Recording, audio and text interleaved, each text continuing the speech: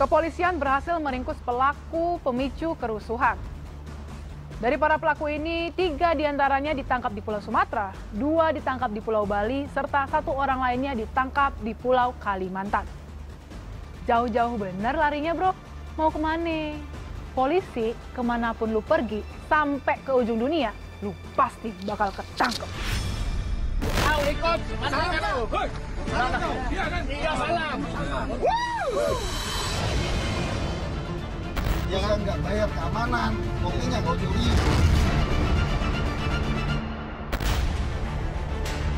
Awal Agustus 2022 silam, terjadi kerusuhan di Dusun Baban Timur, Desa Mulyorejo, Kecamatan Silo, Jember. Sejumlah rumah warga dirusak dan dibakar oleh sekelompok orang. Diduga ini merupakan aksi balas dendam atas pemalakan liar yang selama ini meresahkan warga sekitar.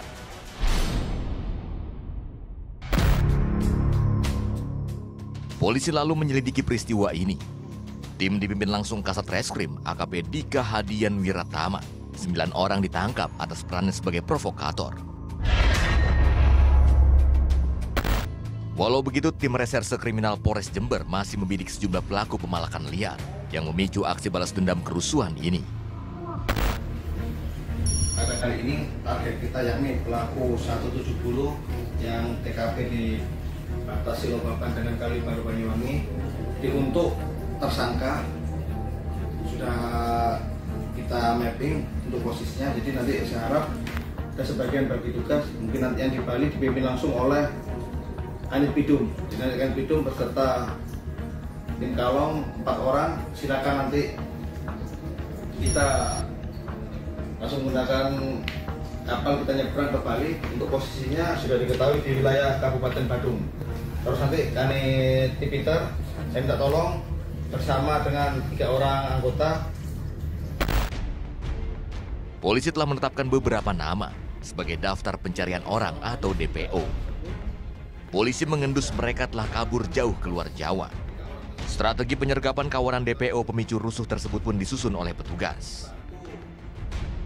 Tim yang berangkat ke Kabupaten Lahat, Sumatera Selatan berhasil membekuk 3 DPO, yakni Ahmad Nur Salam, Haryono, dan Aziz Ahmad. Ketiganya merupakan warga Desa Mulyorejo, Kecamatan Silo, Jember, yang melarikan diri hingga ke Pulau Sumatera usai rumahnya dibakar oleh puluhan massa. Tahu ikut, mana kamu? Iya, salam. Ini bawa juga ini. Ini bawa yang mana? Hari sini hasilnya. Jember kamu.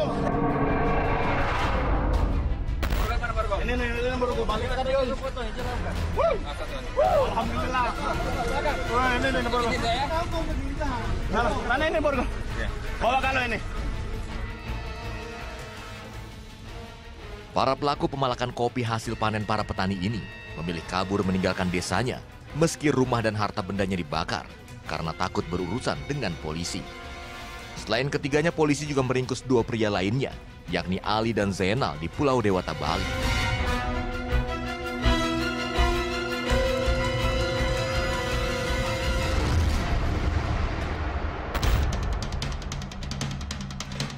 Buat pos itu gunanya apa?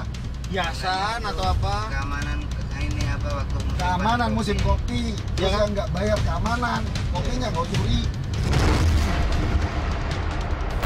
kan buat keamanan. Terus keamanan kamu buat jaga keamanan itu dari mana kontribusinya, kamu dapat dari mana?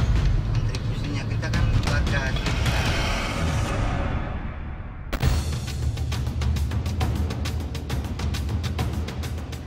Dengan pengawalan ketat, mereka menjalani interogasi secara terpisah di ruang penyidik tindak pidana umum Satreskrim Polres Jember.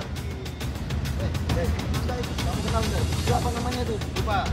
Lupa bilang lupa. Itu loh siapa namanya? Oh, lupa. Kamu udah kenal? Hah? Yang nyuruh siapa ini? Yang nyuruh siapa? Jody. Ah, ya, ayo. Ayo ngomong. Nyuruh. Apa? Ah, Lam. Ayo, jalan deh. Polisi terus melakukan pendalaman terkait aksi pemalakan dan pencurian hasil panen kopi.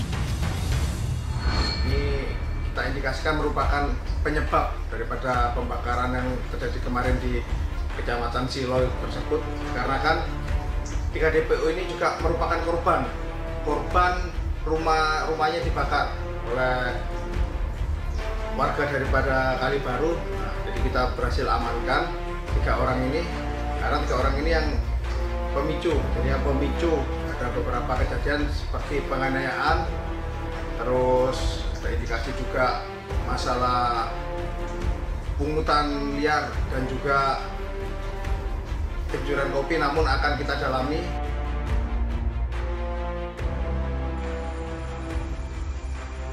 Alhasil tim Resmo Polres Brebes pun berhasil mengendus keberadaan Gigik Sunarto, warga desa Mulyo Rejo, 1 orang buronan yang kabur ke Kutai Timur, Kalimantan Timur. Suranto akhirnya berhasil ditangkap dan menjalani pemeriksaan penyidik. Aksi pembakaran kampung Baban Silo Jember terjadi 4 kali, yakni 3 Juli, 30 Juli, 3 Agustus, dan 5 Agustus lalu. Meski tak sampai mengakibatkan korban jiwa, sedikitnya 15 motor, 3 unit mobil serta 7 rumah warga rusak dan hangus terbakar.